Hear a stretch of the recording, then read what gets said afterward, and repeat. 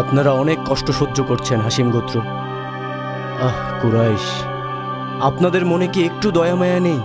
আমি আমার শেষ নিঃশ্বাস পর্যন্ত আপনাদের জন্য করব, যা কিছুই হয়ে যাক না কেন। গাছ লতাপাতা যাই পাবেন তাই আনবেন, আর শিকার করা পশু দিয়েই খাবার হয়ে যাবে। যত যাই হোক, আমরা শত্রুদের কাছে হার মানব না। রহমত বর্ষিত হোক, তোমার উপর রহমত বর্ষিত হোক হামজা। তাহলে মুহাম্মদকে তোমাদের হাতে তুলে দেব। আপনি ন্যায় কথা বলেছেন আবু তালিব। চলুন সবাই আল কাবাতে যাই। না, আমি এই পবিত্র কাবার ভেতর দাঁড়িয়ে বলছি, আমি ওকে মেনে নেব না। কখনোই আমি ওর ওপর বিশ্বাস আনবো না।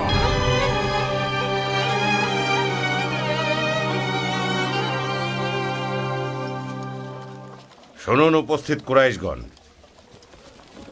আবু তালিব আর আমাদের মাঝে নেই। এখন তাহলে ওই হাসিম গোত্র আর আব্দুল মুত্তালিবের বংশের কোনো প্রধান নেই যে আবু তালিবের মৃত্যুর পর তার জায়গা নিতে পারবে। এবং খাদিজার মৃত্যুর কারণে আসাদ ইবনে আব্দুল উজ্জা গোত্র আমাদের পক্ষে চলে আসার সম্ভাবনা দেখা দিয়েছে। এখনই সঠিক সময় এসেছে মোহাম্মদকে আমাদের হাতে নিয়ে নেয়ার। এখনই সঠিক সময়। একদম ঠিক বলেছ। কি করতে চাইছো আবুল হাকাম? আমি চাই ওকে আর ওর সাহাবীদের এত বেশি আঘাত আর অত্যাচার করা হোক যে ওর আশেপাশের সবাই সেই অত্যাচার দেখে যেন ভয়ে আঁতকে ওঠে। কুরাইশ প্রধানদের সন্তানদেরও চাপ প্রয়োগ করতে হবে, যারা ইসলাম গ্রহণ করেছিল কিন্তু এখনো আবিসিনিয়ায় হিজরত করেনি। সে যেখানেই যাক না কেন, তাকে দেখা মাত্রই আমাদের ঠাট্টা বিদ্রুপ করা উচিত। এতে সে দুর্বল হয়ে পড়বে, আর অন্যান্য গোত্র যারা মক্কায় বাণিজ্য অথবা হজের কারণে আসে তাদের সামনে সে ভীষণভাবে অপমানিত আর লাঞ্ছিত হবে। মুহাম্মদকে যদি আরবীয় কোনো গোত্র সুরক্ষা দেয় আর তার সাথীদের নিয়ে সেই আরবীয় ভূমিতে হিজরত করে, একটু ভেবে দেখো তখন আমরা কি করব। তাদের নিয়ে আমাদের আক্রমণও করতে পারে, যুদ্ধ লেগে যেতে পারে, তাই না? আর আমরা সেটা মেনে নেব? আমরা আবু তালিবকে তো সবাই দেখেছি, মৃত্যুর মুখে দাঁড়িয়েও সে মাথা নত করেনি। তোমাদের সাথে আমি একমত, এবং আমি তোমাদের সাথে আছি।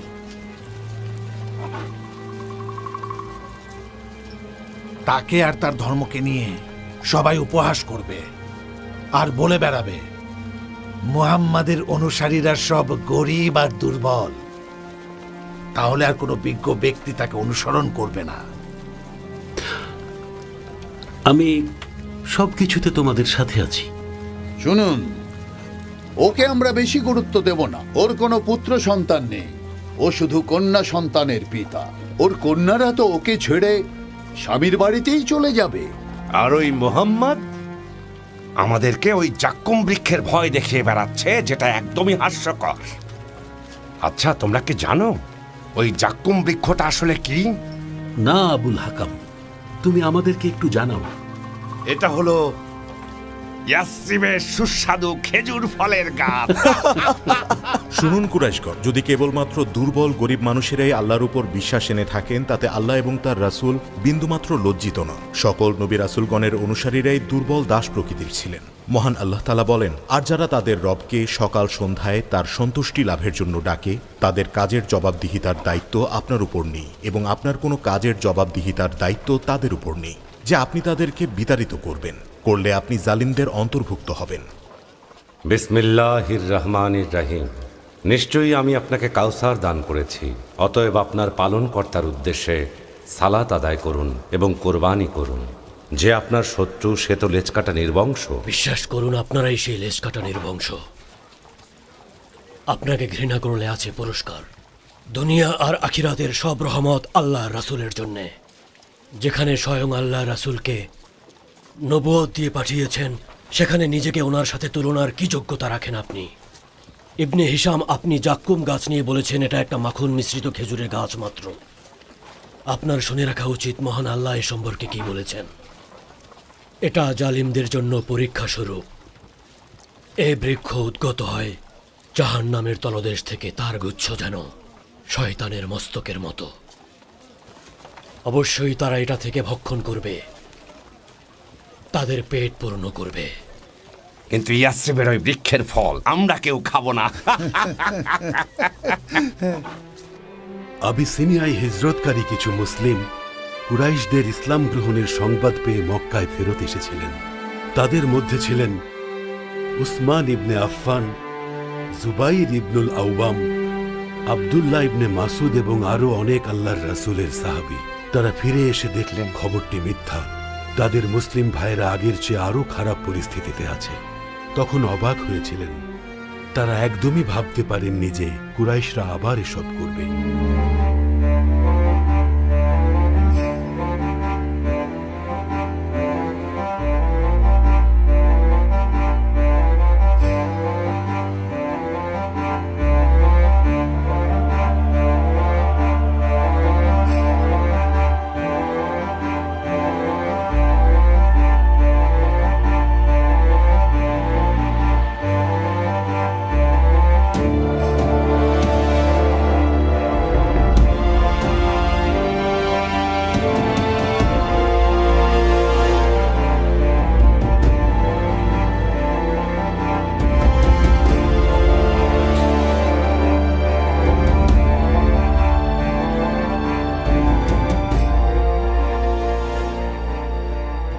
তোমাদের সাথে দেখা হয়ে খুব ভালো লাগছে। আমরা তো শুনেছি মক্কার লোকেরা নাকি ইসলাম গ্রহণ করেছেন। ভুল শুনেছ ভাই, বরং অত্যাচারের মাত্রা আরও বেড়ে গেছে। খাদিজা রাদিয়াল্লাহু তাআলা আনহার মৃত্যুতে আমরা শোকাহত, আবু তালিবের মৃত্যুতেও। ওনারা দুজনই রাসূল সাল্লাল্লাহু আলাইহি সাল্লামের সবসময় সঙ্গী ছিলেন, সাল্লাল্লাহু আলাইহি ওয়াসাল্লাম। কুরাইশদেরও মোকাবেলা করতেন। আমাদের কাছে ভুল খবর গিয়েছিল। কোথায় ওরা? এক্ষুনি খুঁজে বের করো ওদের। আমরা এখন কি করব? আচ্ছা শোনো, ওরা আমাদেরকে খুঁজে পাওয়ার আগে এখান থেকে আমাদেরকে পালাতে হবে। তাহলে জলদি চলো। চলো।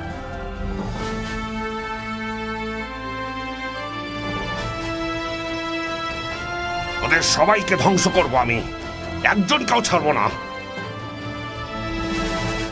মুসলিমেরা মক্কায় আসার পর কুরাইশ প্রধানদের কাছে সুরক্ষার জন্য খোঁজ করতে লাগল, কারণ এটা একটা আরবীয় রীতি। এই রীতি মানা হতো যেন দুর্বলেরা কোনোভাবেই আরবদের দ্বারা হত্যা কিংবা হামলার শিকার না হয়। উসমান ইবনে মাজুন তখন ওয়ালিদ ইবনে মুগিরার সুরক্ষায় ছিল, আর আবু মালামাত ইবনে আবদুল্লাহ সাদিল মাখজুমি হাশিম গোত্রের চাচার কাছে আশ্রয় চাইল। কিন্তু আবু বকর কুরাইশ মুশরিকদের আশ্রয় দিতে অস্বীকৃতি জানিয়েছিলেন, যদিও তিনি ইবনে দুহন্নাকে আশ্রয় দিতে চেয়েছিলেন। দুহন্না আবু বকরকে বলেছিল, আপনাকে সবাই কেন মেরে ভূমি থেকে বের করে দিয়েছে আবু বকর? আপনি তো গোত্রের একজন সম্মানিত ব্যক্তি। বিপদগ্রস্ত মানুষকে আপনি সব সময় সাহায্য করেন, আপনি ভালো কাজের সাথে থাকেন ও গরিবদের সাহায্য করেন। তাই মক্কায় ফিরে আসুন, আমি আপনাকে সুরক্ষা দেব। কিন্তু তিনি কুরাইশ প্রধানদের আশ্রয়ে থাকতে চাননি। এরপর তারা কুরাইশ মুশরিকদের সুরক্ষায় থাকতে অস্বীকৃতি জানাল।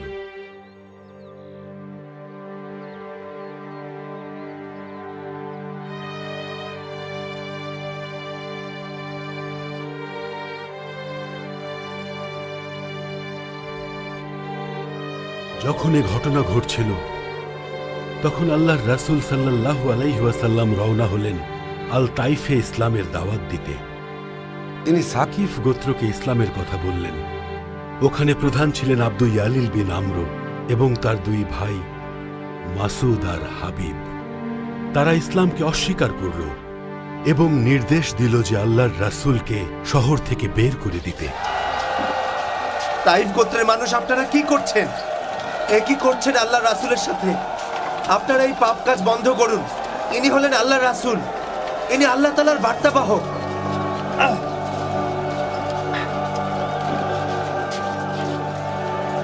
আল্লাহর রাসূলের গায়ে কোনো আঘাত আসবে না। আমি বেঁচে থাকতে এই পাপ কাজ কোনোভাবেই করতে দেব না।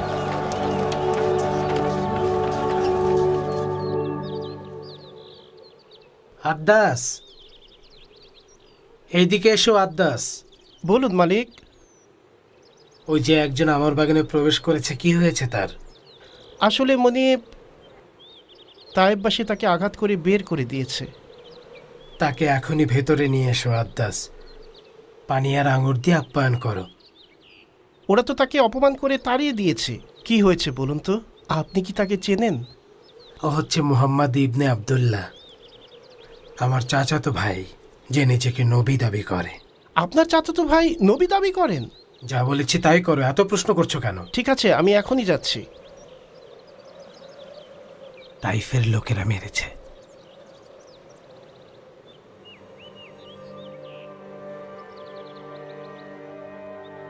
আমি আপনার জন্য প্রাণ দিতে প্রস্তুত রাসূলুল্লাহ। অন্যায় করেছে ওরা। কিভাবে করলে আলতাইফ? উনি শুধু মূর্তি পূজা করতে বারণ করেছিলেন এবং ইসলামের দাওয়াত দিতে এসেছিলেন, আর আপনারা এই আচরণ করলেন। অন্যায়। হাসরের দিনে আপনারা কিভাবে দাঁড়াবেন? তাইফ, একটু শুনবেন? হ্যাঁ অবশ্যই শুনবো, বলো। কে তুমি, আর তোমার হাতে এগুলো কি? আসলে আমার মনিব উতবা ইবনে রাবিয়া আপনার জন্য কিছু আঙুর আর পানি পাঠিয়েছেন। আল্লাহর রাসূল জিজ্ঞেস করছেন, তুমি কি ইউনিস বিন মাত্তার গ্রাম থেকে এখানে এসেছো নাকি? হ্যাঁ, আমি ওই গ্রামেরই। আচ্ছা, আপনি কিভাবে জানলেন ইউনুস ইবনে মাত্তার কথা? উনি আল্লাহ তাআলার প্রিয় রাসূল সাল্লাল্লাহু আলাইহি ওয়াসাল্লাম। ইউনিস বিন মাত্তা ওনার ভাই। উনিও নবী ছিলেন, যেমনটা তিনি।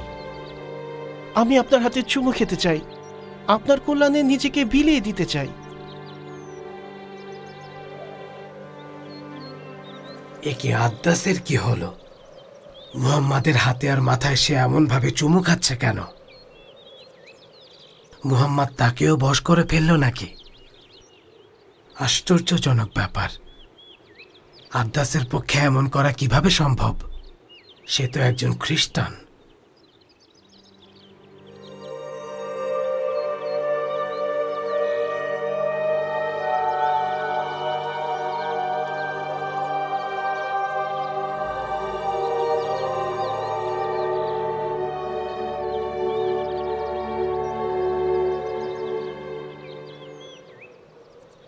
তোমার কি হয়েছে আদ্দাস?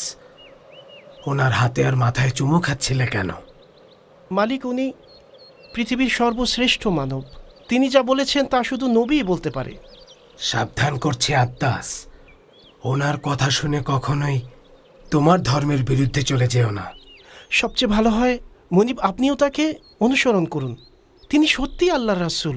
তিনি যে বাণী নিয়ে এসেছেন তার উপর ঈমান আনলে চিরশান্তি পাওয়া যাবে।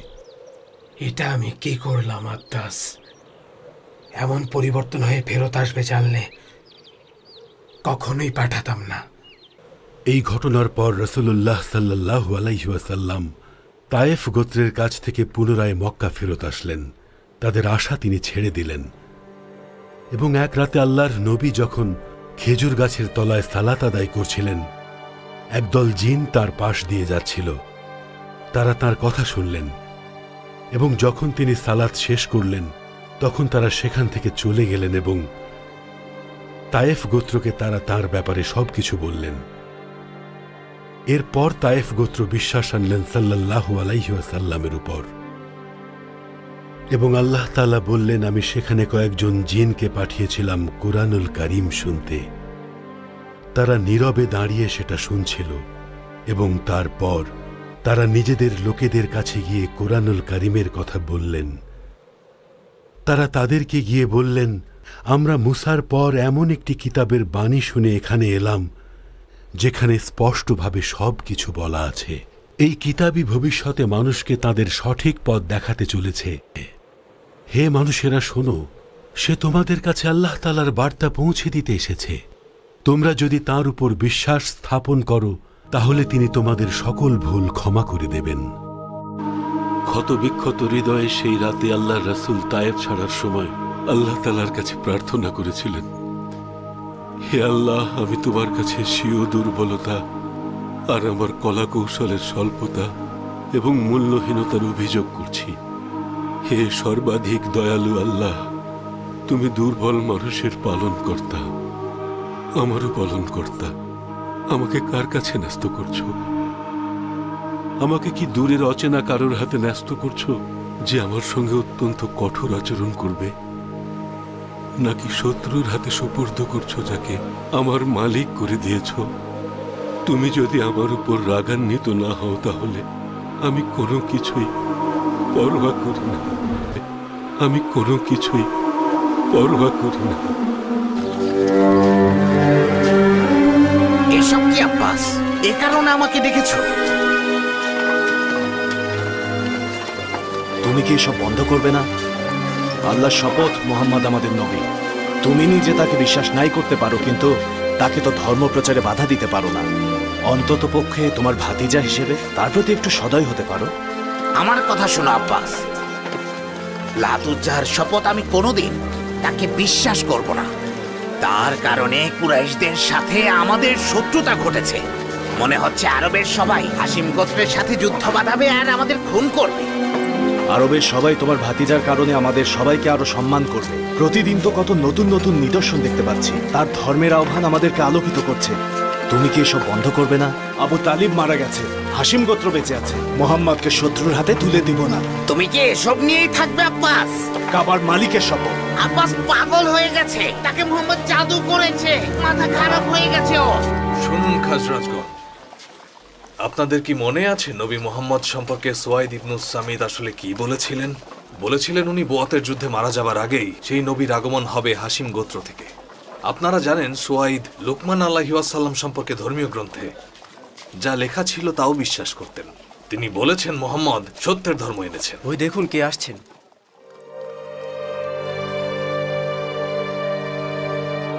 আসসালামু আলাইকুম খাজরাজের জনগণ। ওয়ালাইকুম আসসালাম, ভেতরে আসুন।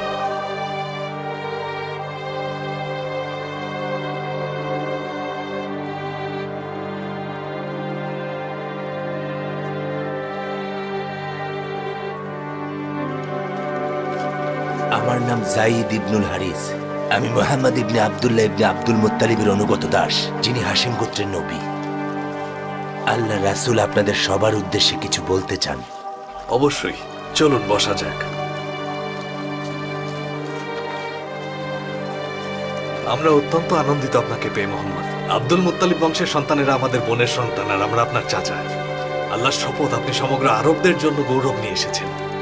আল্লাহর রাসূল মুহাম্মদ সাল্লাল্লাহু আলাইহি ওয়াসাল্লাম বলেছেন, মহান আল্লাহ তাকে নবী হিসেবে পাঠিয়েছেন যেন মানুষ এক আল্লাহর উপাসনা করে, মূর্তি পূজা থেকে বিরত থাকে আর অন্যায় কাজ থেকে দূরে থাকে। তিনি মানুষের জন্য সত্যের পথপ্রদর্শক এবং একমাত্র আল্লাহর আদেশ মোতাবেক চলে।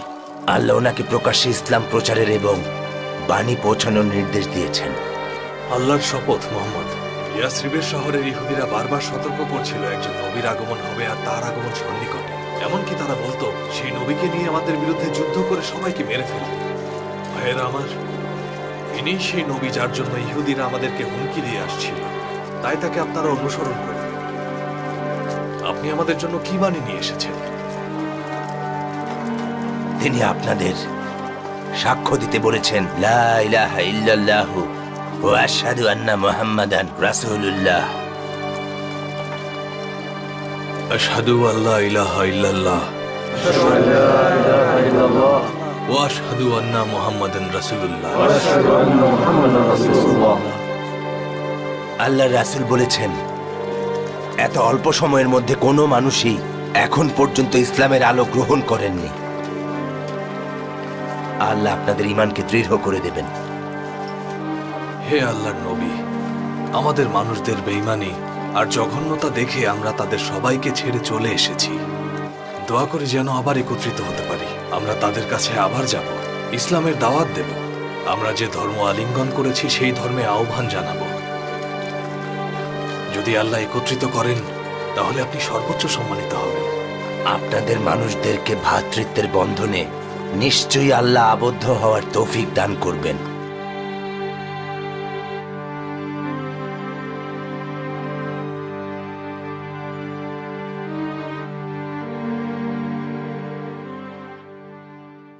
কি হয়েছে আপনার আসাদ? মনে হচ্ছে কিছু বলতে যাচ্ছেন। সত্যি বলছেন, কিছু বলতে চাই। আপনাকে সব খুলে বলবো। বসুন এখানে, এখানে বসে আমরা কথা বলি উবাদা। বলুন ইবনে জারাহ। উবাদা, আমরা আসলে হজ করতে মক্কায় গিয়ে আল্লাহর রাসূল মুহাম্মাদের সাথে দেখা করে এসেছি। হাশিম গোত্রের মোহাম্মদ, যিনি নিজেকে নবী বলে দাবি করেন? তিনি সেই আল্লাহর রাসূল সাল্লাল্লাহু আলাইহি ওয়াসাল্লাম, তার মাধ্যমে পাঠানো আল্লাহর বাণী আমি বিশ্বাস করি।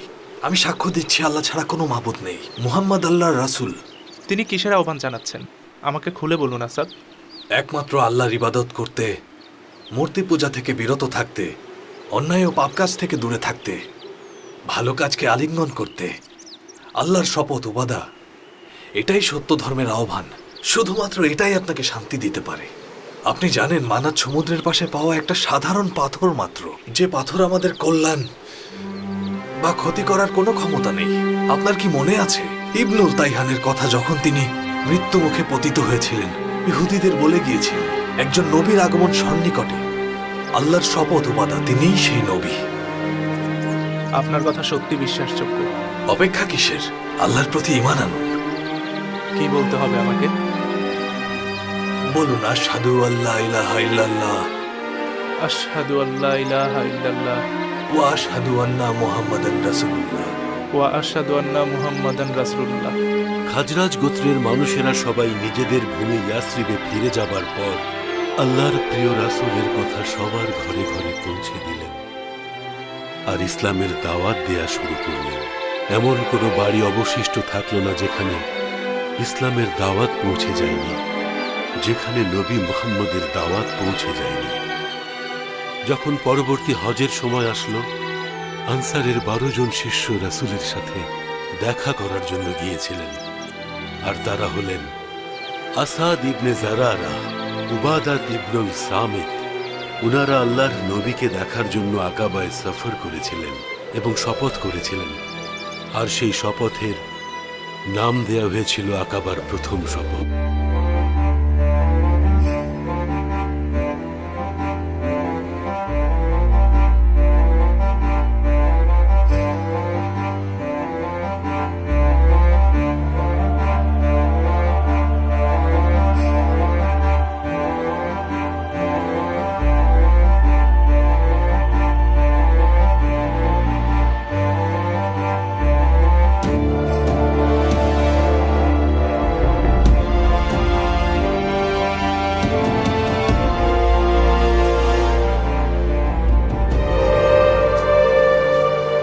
আমরা আপনাকে পেয়ে অত্যন্ত খুশি আল্লাহর রাসূল। আমরা আপনাকে ইয়াসরিব সম্পর্কে একটা সুখবর জানাতে চাই। আমরা ইয়াসরিবের প্রত্যেকটা ঘরে গিয়ে ইসলামের দাওয়াত আর রাসূলের বার্তা দিয়েছি। আল্লাহর রাসূল মুহাম্মদ সাল্লাল্লাহু আলাইহি ওয়াসাল্লাম বলেছেন, আল্লাহর কাছে দোয়া করি আপনাদের ঈমান আরো দৃঢ় হোক। হে আল্লাহর রাসূল, আমরা আপনাকে সরাসরি দেখার আগেই আপনার উপর ঈমান এনেছি।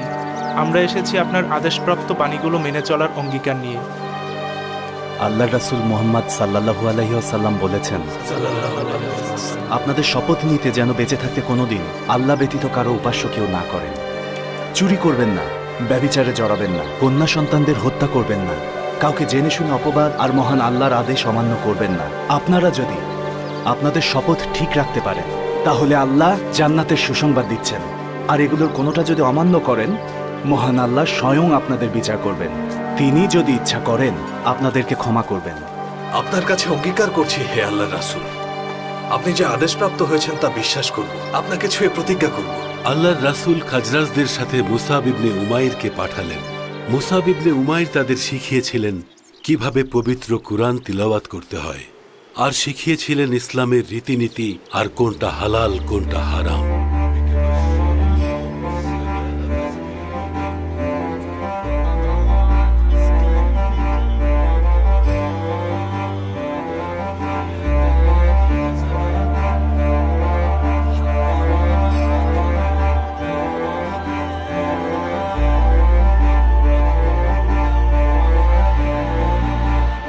মুসাবকে ডেকে নিয়ে যেত তিলাওয়াত করার জন্য। তিনি সব সময় আসাদ ইবনে জারারাকে সাথে নিয়েই চলতেন, সালাতের ইমামতি করতেন।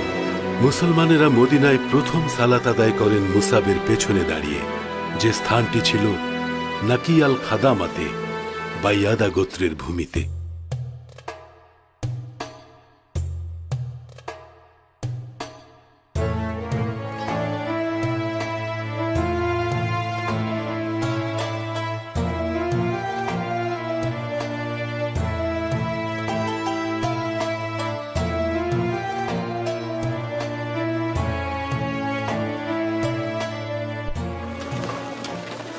তোমরা কি শুনেছো যে মুহাম্মদ সবাইকে কি বলে বেড়াচ্ছে? কি বলে বেড়াচ্ছে আবুল ওয়ালিদ? আসওয়াদ আবু জামহা, আসওয়াদ ইবনে আবেদ ইউগুত জাহরি, আস ইবনে ওয়াইল আল সাহবি, হারিস ইবনে তুলাতিলাহ আল খুজাই আর আমি ওয়ালিদ ইবনে মুগিরা। তোমরা সবাই জানো যে আমি বিদ্রুপকারী কুরাইশদের মধ্যে সবচেয়ে বেশি মুহাম্মদ আর তার ধর্মকে নিয়ে উপহাস করেছি। বাবা আরো বলো, শুনতে যে কি ভালো লাগছে আবুল ওয়ালিদ। মুহাম্মদ ঘুরে ঘুরে বলে বেড়াচ্ছে যে সে নাকি এক রাতের মধ্যে মক্কা থেকে বাইতুল মুকাদ্দাসে ভ্রমণ করে এসেছে। তারপর নাকি সে সপ্তম আসমানে আরোহণ করে আবার ফিরে এসেছে যখন মক্কাবাসী ঘুমে মগ্ন ছিল। বাইতুল মুকাদ্দাস থেকে সপ্তম আকাশে আরোহণ, তাও এক রাতের মধ্যে? আমার জীবনে আমি মুহাম্মাদের মতো এমন মিথ্যকার কাউকে দেখিনি। এটাও কি সম্ভব? আরে ওই তো আবু বকর আসছে। আবু বকর, তুমি কি মুহাম্মাদের ওইসব বানোয়াট গল্প বিশ্বাস করো?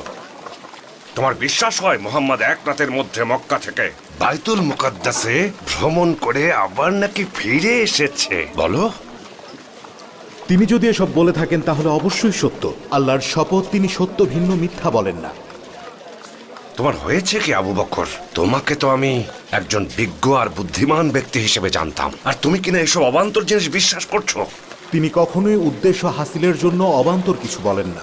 তিনি যা বলেন তা সৃষ্টিকর্তার পক্ষ থেকে ওনার ওপর অবতীর্ণ বাণী। তিনি সব সময় সত্য বলেন। বিশ্বাস করা বা না করা আপনার ব্যাপার। তিনি বলেছিলেন দিন রাতের যে কোনো সময় ঊর্ধ্বাকাশ থেকে আল্লাহর বাণী আসে মাত্র 1 ঘন্টার মধ্যে। এছাড়া আরো কত মোজেজা আছে, আর আপনারা কিনা এই ঘটনা নিয়ে অবাক হচ্ছেন। এগুলো তুমি কিভাবে বিশ্বাস করো আবু বকর? কিভাবে? আমাদের মাথা খারাপ মনে করো? এ কারণে আমরা মুহাম্মাদের বানোয়াট গল্প আর আজগুবি ভ্রমণের কথা বিশ্বাস করব? শুনুন কুরাইশগণ, আমি আল্লাহর রাসূলের কাছে গিয়ে জিজ্ঞেস করি, হে আল্লাহর রাসূল, আপনি নাকি লোকদের বলেছেন আপনি মসজিদুল আকসাতে গিয়েছিলেন? তিনি বললেন, হ্যাঁ। আমি তখন বললাম, আমাকে খুলে বলুন সব, কারণ আমি সেই সময় ওখানে উপস্থিত ছিলাম। তিনি বর্ণনা দেওয়ার আগেই আমি বলে উঠলাম, আপনি সত্য বলেছেন, আমি সাক্ষ্য দিচ্ছি আপনি আল্লাহর রাসূল। এ কারণেই আপনার নাম রাসূল সাল্লাল্লাহু আলাইহি ওয়াসাল্লাম আবু বকর সিদ্দিক দিয়েছেন। এই যে উম্মে আব্দ, এখনই থামো বলছি, তা না হলে আমি যদি রেগে যাই তাহলে তোমার খবর আছে। আল্লাহর শপথ, আল্লাহর পথে থেকে আমি কাউকে বিন্দুমাত্র ভয় পাই না, তাই আল্লাহর রাস্তায় 1000 বার আঘাত পেতে আমি সর্বদা প্রস্তুত আছি। তাহলে তার কিছু অনুসারী আজগুবি ভ্রমণের কথা শুনে কেন তাকে ছেড়ে গেল? মহান আল্লাহ তাআলা বলেছেন, স্মরণ করুন রব মানুষকে পরিবেষ্টন করে আছেন। যে দৃশ্য আপনাকে দেখিয়েছি বা কোরআনের সেই অভিশপ্ত বৃক্ষ যা মানুষের পরীক্ষার জন্য ভীতি প্রদর্শন করে, কিন্তু এটা তাদের তীব্র অবাধ্যতাই বৃদ্ধি করে। কি বলছো এসব? পাগল হয়ে গেছো নাকি তুমি? ঊর্ধ্ব আকাশে সেই ভ্রমণের কোনো প্রমাণ দেখাতে পেরেছে? ওই যে তোমার বন্ধু এসে গেছে।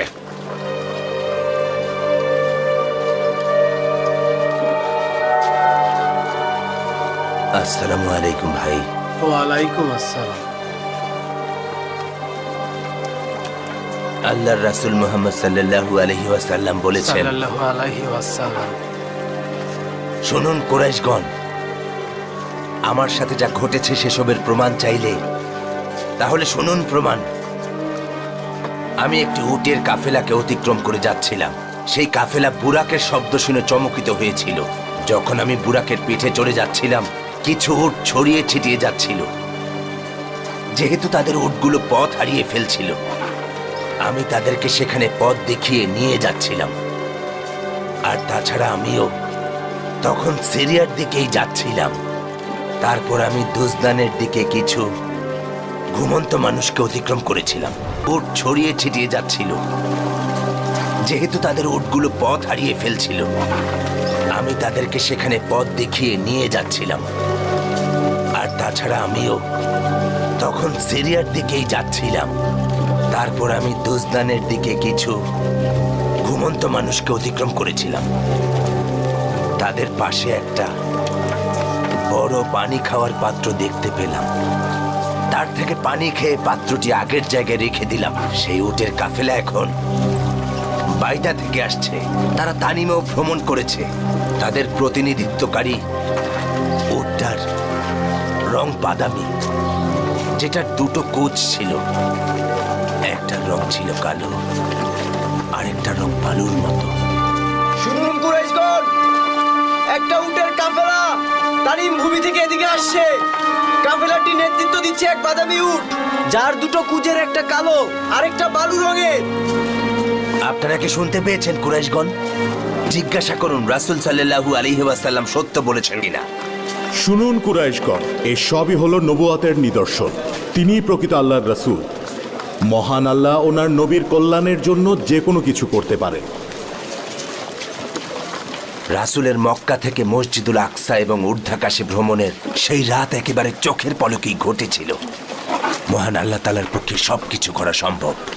শুনুন কুরাইশগণ, মুহাম্মদ যে কাফেলার কথা বলেছিল সেই কাফেলা নগরের ভিতর প্রবেশ করেছে। তারা হুবহু একই ঘটনা বর্ণনা করেছেন। এই যে কুরাইশের মুশরিকেরা, তোমরা এখনো বিশ্বাস করবে না? তোমাদের চোখে মোহর আর কান তালাবদ্ধ। এখন তুমিও শুরু করলে উমর। আরও শুনুন কুরাইশগণ, আপনারা সবাই জানেন যে মুহাম্মদ আল্লাহর রাসূল। আপনাদের কথা মতো সেটার প্রমাণও পেয়েছেন, তিনি সত্যবাদী। তাহলে কেন রাসূলকে আপনারা অনুসরণ করছেন না? মরে গেলেও মুহাম্মদকে বিশ্বাস করব না। কাবার মালিকের শপথ, সব মানুষ আর সেই সাথে সব জিন জাতি মুহাম্মদকে অনুসরণ করলেও আমি তাকে মানব না, কখনোই না। ওয়ালিদ ইবনুল মুগিরা, আবু জামহা আল আসওয়াদ ইবনে মুত্তালিব ইবনে আসাদ, আসওয়াদ ইবনে আবদে ইয়াগুথ জুহরি, আসাল ইবনে ওয়াইল আর হারিস ইবনে তোলাতিলাতিল খুজাই সবচেয়ে বেশি উপহাস করতেন রাসূল সাল্লাল্লাহু আলাইহি ওয়াসাল্লামকে নিয়ে। আল্লাহর রাসূল সাল্লাল্লাহু আলাইহি ওয়াসাল্লামকে নিয়ে এই মুশরিকদের বিদ্রুপ বেড়ে গেলে আল্লাহ এই আয়াতগুলো নাজিল করেন। আউযু বিল্লাহি মিনাশ শাইতানির রাজিম। যে বিষয়ে আদেশপ্রাপ্ত হয়েছেন তা প্রকাশ্যে প্রচার করুন এবং মুশরিকদের থেকে মুখ ফিরিয়ে নিন। আমি যথেষ্ট, আর আল্লাহর সাথে যারা অন্য ইলার তুলনা করেন তারা অচিরেই জানতে পারবেন। মহান আল্লাহ সত্য বলেছেন। ফেরেশতা জিবরাইল রাসূল সাল্লাল্লাহু আলাইহি সাল্লামের জন্য পৃথিবীতে এলেন।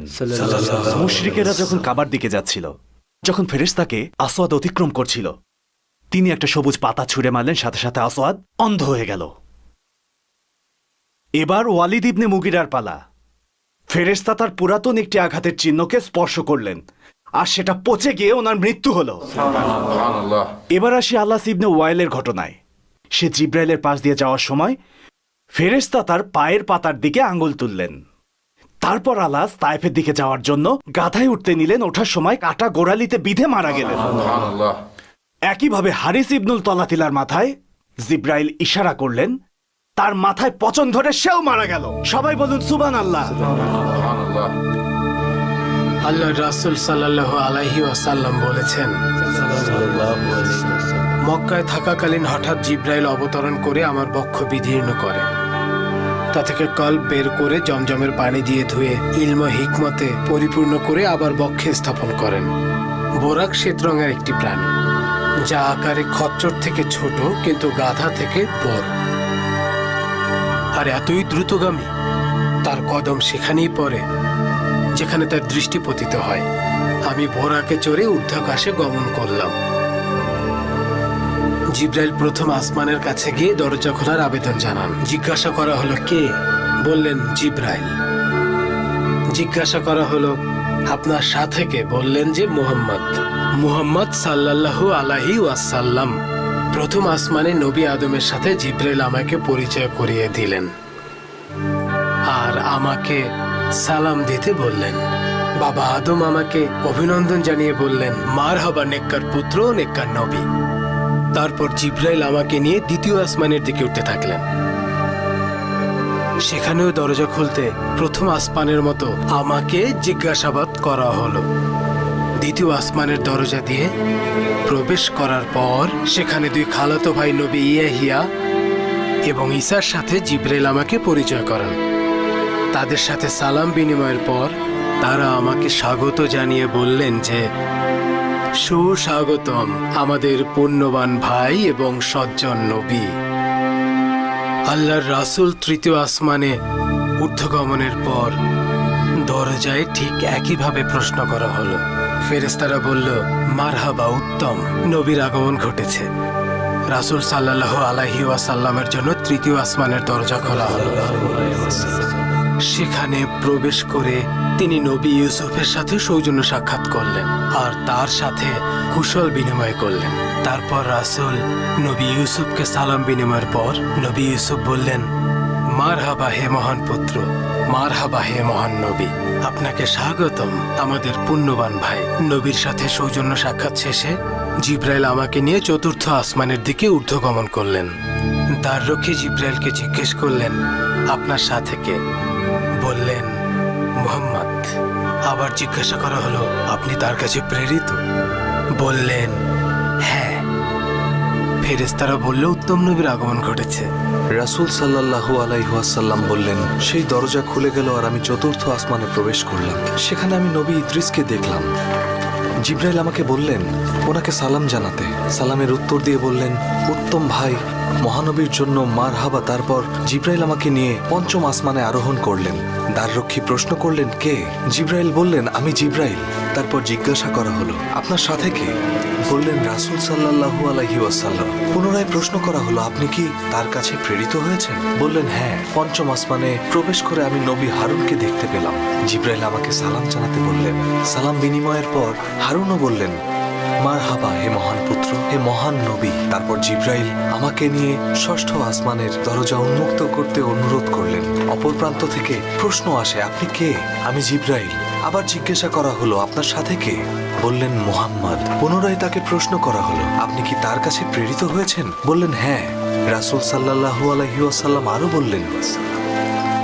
তারপর ষষ্ঠ আসমানে প্রবেশ করার পর আমি নবী মুসাকে দেখলাম। জিব্রাইল বললেন, উনি মুসা, ওনাকে সালাম দিন। আর সালামের বিনিময়ের পর মুসা বললেন, মারহাবা, আপনি সেই মহান পুত্র, সেই মহান নবী। আমরা যখন সেখান থেকে সামনে অগ্রসর হচ্ছিলাম তখন দেখলাম নবী মুসা কাঁদছেন। কান্নার কারণ জিজ্ঞেস করলে তিনি বললেন, এই যুবক আমার পরে প্রেরিত হয়েছে, তদুপরি তার উম্মত আমার উম্মতের চেয়েও অনেক বেশি জান্নাতে যাবে। একথা ভেবেই আমি এভাবে কাঁদছি। এরপর জিব্রাইল আমাকে নিয়ে সপ্তম আসমানে আরোহণ করে দরজা উন্মুক্ত করতে অনুরোধ করলেন। তখন ওপার থেকে প্রশ্ন আসে, কে আপনি? বললেন, আমি জিব্রাইল। জিজ্ঞাসা করা হলো, আপনার সাথে কে? জিব্রাইল বললেন রাসূল সাল্লাল্লাহু আলাইহি ওয়াসাল্লাম, উনি সেই মুহাম্মদ। পুনরায় প্রশ্ন করা হলো, আপনি কি তার কাছে প্রেরিত? বললেন, হ্যাঁ, প্রেরিত হয়েছি। আমাকে সম্ভাষণ জানানো হলো। সেখানে দেখা হলো নবী ইব্রাহিমের সাথে। জিব্রাইল পরিচয় করিয়ে দিলেন আর আমাকে সালাম জানাতে বললেন।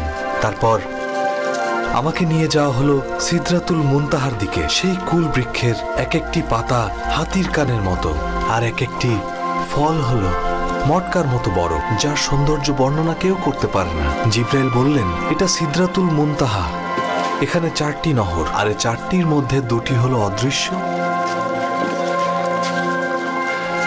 নবীজি জিজ্ঞাসা করলেন, দৃশ্যমান নদী 2টি কোনগুলো?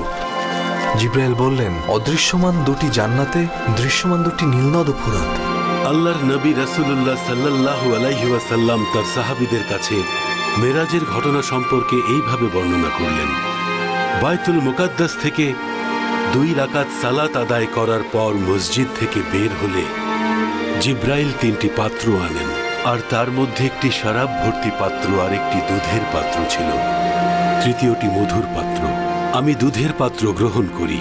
পাত্রটি গ্রহণ করার পর জিব্রাইল আমাকে বললেন, আপনি ফিতরাত গ্রহণ করেছেন, তথা স্বভাবজাত বিষয়টি গ্রহণ করেছেন। এটাই সেই ইসলাম ধর্ম যেটা আপনি এবং আপনার অনুসারীরা মেনে চলছেন। আমি রাসূলের থেকে যে সুসংবাদ পেয়েছিলাম সেটা আপনাদেরও জানাচ্ছি। রাসূল বললেন, আমার এবং আমার উম্মতদের জন্য 50 রাকাত সালাত ফরজ করা হয়েছিল। তারপরের ঘটনা আপনাদেরকে জাহিদ বর্ণনা করবে। ফিরে আসার সময় নবী মুসা রাসূল সাল্লাল্লাহু আলাইহি ওয়াসাল্লামকে জিজ্ঞেস করলেন, আল্লাহ আপনার উম্মতের জন্য কি দিয়েছেন? আল্লাহর রাসূল সাল্লাল্লাহু আলাইহি সাল্লাম উত্তর দিলেন, দিনে রাতে 50 ওয়াক্ত নামাজ যা শুনে নবী মুসা বললেন আপনার উম্মত রাত দিনে 50 ওয়াক্ত নামাজ পড়তে পারবে না। আপনার আগে আমি উম্মত চালিয়ে এসেছি, আপনি আল্লাহর কাছে গিয়ে ওয়াক্ত কমিয়ে দেওয়ার অনুরোধ করুন। নবীজি সাল্লাল্লাহু আলাইহি ওয়াসাল্লাম বললেন আমি আল্লাহর কাছে ফিরে গিয়ে 5 ওয়াক্ত কমিয়ে দেওয়ার অনুরোধের ফলাফল নিয়ে নবী মুসার কাছে আসলাম। তিনি আবার আমাকে একই উপদেশ দিলেন। এভাবেই আমি আল্লাহ ও নবী মুসার মাঝে আসা যাওয়া করতে থাকি যতক্ষণ না পর্যন্ত আমি 5 ওয়াক্তের নির্দেশ পেলাম। ফজর, জোহর, আসর, মাগরিব আর এশা। যখন নবীজি চলে আসছিলেন আল্লাহ তাআলা বলেছিলেন আমি আমার ফরজকে অবধারিত করে দিলাম আর বান্দাদের উপর থেকে বোঝা হালকা করে দিলাম। সকল প্রশংসা আল্লাহর নামে। সকল প্রশংসা আল্লাহর নামে।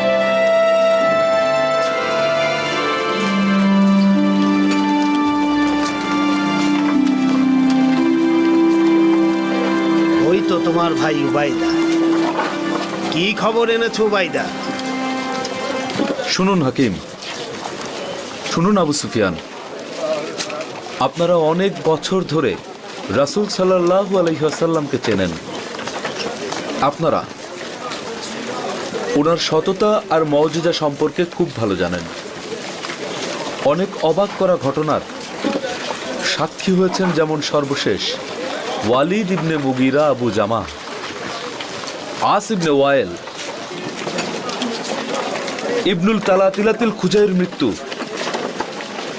আপনারা এটাও জানেন ওনার রাতের ঊর্ধ্ব আকাশে ভ্রমণের কথা সত্য। তাহলে কেন এখনো তার ধর্মের বিশ্বাস আনছেন না? আমি জানি না কি বলা উচিত উবাইদা। কেন পারছেন না? তিনিই যে ধর্মের বাণী নিয়ে এসেছেন তার থেকে অন্য কিছুই গুরুত্বপূর্ণ না। তাই নিজের জন্য ভাবুন আর আল্লাহর পথে ফিরে আসুন। আল্লাহর সত্যের ধর্মগ্রহণের পথ হলো মুক্তির পথ। বিষয়টা নিয়ে পরে কথা বলবো উবাইদা, বাদ দাও এসব। সবাইকে পথ দেখানো যায় না। আল্লাহ যাকে ইচ্ছা তাকে সৎ পথে চালায়। চলুন আব্বেল আশার আর জোফার গোত্রের প্রতিটি বাড়িতে ইসলামের দাওয়াত নিয়ে যাই। নিশ্চয়ই তাদের বোঝালে তারা ইসলামকে আলিঙ্গন করে নেবে। আপনি ঠিক বলেছেন ভাই, আমিও সেখানে যাবার পরিকল্পনা করছিলাম। দেয়ালের পাশে ওনারা কারা বসে আছেন? তারা আমার খালাতো ভাই সাদ ইবনে মুয়াজ আর তার পাশে উসাইদ ইবনে হুজাইর। তারা দুজন আব্বেল আশার গোত্রের প্রধান। তারা আমাদের দিকেই তাকিয়ে আছে। দেখো উসাইদ, আসাদ ইবনুল জারারা আর কুরাইশের ওই লোকটা আমাদের ভূমির দুর্বল মানুষদের বোকা বানাতে এসেছে। চলো গিয়ে বলি আমাদের ভূমিতে তারা যেন আর কোনো দিন না আসে। যদি আসাদ ইবনুল জারারা আমার ভাই না হতো, আমি নিজে আজকে তাকে বুঝিয়ে দিতাম আমরা কারা। আমি দেখছি বিষয়টা, আমি দেখছি। উসাইদ ইবনে হুজাইর এদিকে আসছেন। আল্লাহর কাছে সাহায্য প্রার্থনা করুন যেন আমরা তাদের সৎপথে আনতে পারি। উসাইদ আর সাদ ইবনে মুয়াজ আব্বেল আশার গোত্রের প্রধান, যারা এখনো আল্লাহকে জানে না।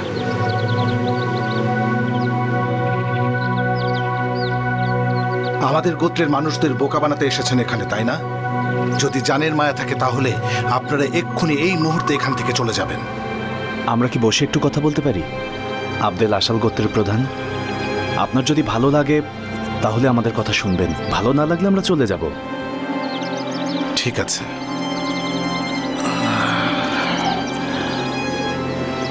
বলুন কি বলতে চান। মহান আল্লাহ যখন কোনো জাতিকে পথ দেখাতে চান তখন তিনি সেই জাতির কল্যাণের জন্য রাসূল পাঠান, যেন ওনারা নির্দিষ্ট জাতিকে সৎ পথে পরিচালিত করেন।